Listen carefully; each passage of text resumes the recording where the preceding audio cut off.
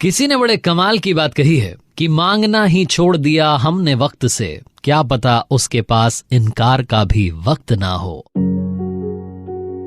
एक छोटी सी कहानी। ये कहानी एक किसान परिवार में पैदा हुए एक लड़के की, जिसके मम्मी पापा चाहते थे कि वो बड़ा होकर के किसान बने, खेती करे, लेकिन वो चाहता था कुछ और। उसने एक दिन अपने मम्मी पापा को बताया कि मैं बड़ा होकर के सैनिक बनना चाहता हूँ, तो मुझे उसके लिए आप ट्रेनिंग करवाइए, मुझे उसके लिए भेजिए। उसके पापा ने कहा कि ठीक है, मैं आपको मना नहीं करूंगा, आप जाइए, जाकर के तलवारबाजी सीखिए, तब जाकर के आप सैनिक बन पाएंगे, योद्धा बन पाएंगे। लड़के ने अगले ही दिन से जाकर के ट्रेनिंग करना शुरू किया। जब वो शुरुआत में वहां पहुंचा, क्लासेस लेने लगा, तो उसे समझ में आ गया कि तलवारबाजी उसके लिए बनी ही नहीं। 2-3 दिन के अंदर वो हिम्मत हार गया। उसे लगा कि अब क्या किया जाए। वो मन में सपना तो था वॉरियर बनने का, योद्धा बनना है, सैनिक बनना है, लेकिन क्या करें। फिर उसे लगा कि क्यों ना बैकडोर एंट्री करते हैं, पीछे के रास्ते से जाते हैं। अब पीछे का रास्ता क्या था? उस सेना का जो सेनापति था वो इनके परिवार में किसी रिश्तेदार का दोस्त था। अब इसने सोचा कि क्यों ना उस रिश्तेदार तक पहुंचा जाए। अपनी मम्मी से जाकर के इसने अर्जी लगाई कि माँ प्लीज मुझे वहां तक जाने दीजिए, उनसे कहिए कि वो मेरी मुलाकात करवा दें सेनापति से। रिश्तेदार के घर पहुंचा, वहां से सेनापति से मिला। सेनापति को जाकर के कहा कि बस मुझे सेना में ले लीजिए। सेनापति ने कहा कि बेटा आपके अंदर वो टैलेंट नहीं है, आपको तलवारबाजी आती नहीं है, आप तलवार ढंग से चला नहीं पाते, आपका सेना में क्या काम रहेगा। लेकिन फिर भी क्योंकि आपके रिश्तेदार मेरे दोस्त हैं, तो दोस्ती की खातिर मैं आपको सेना में ले लेता हूँ।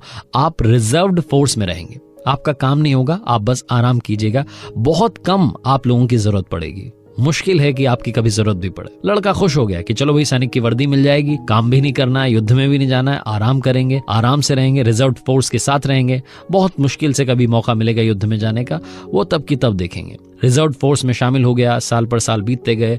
एक बार उस राज्य पर बहुत बड़ा हमला हुआ। अब सारी फोर्सेस, जितनी सेनाएं थी, सबको युद्ध के मैदान में उतरना था। ये लड़का भी मैदान में उतरा।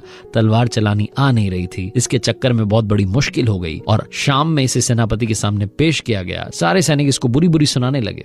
सेनापति ने कहा कि ये तो बड़ा ही एम्बैरेसिंग मोमेंट है, क्या किया जाए, मैंने तो खुद इसे भर्ती किया। तो उसने उस लड़के को डांटते हुए कहा कि अब तुम सेना में नहीं रहोगे, अब तुम जाकर के महल की पहरेदारी करोगे, तुम आज से पहरेदार हो। लड़के को फिर से एक नया काम मिल गया।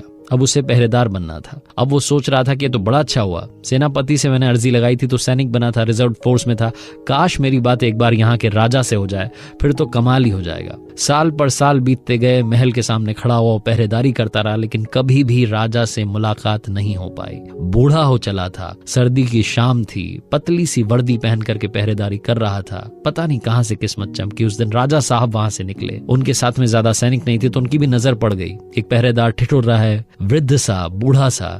राजा उसके पास आया और आकर के बोला कि आपको ठंड नहीं लग रही? तो उस पहरेदार ने कहा कि मुझे बड़ी ठंड लग रही है, लेकिन क्या करूं साहब, सालों से इसी वर्दी में सर्दी बिताता आ रहा हूं। राजा ने वादा कर दिया कि आप चिंता मत कीजिए, अभी मैं अंदर जाता हूं, वहां से आपके लिए एक अच्छा सा कंबल भिजवाता हूं।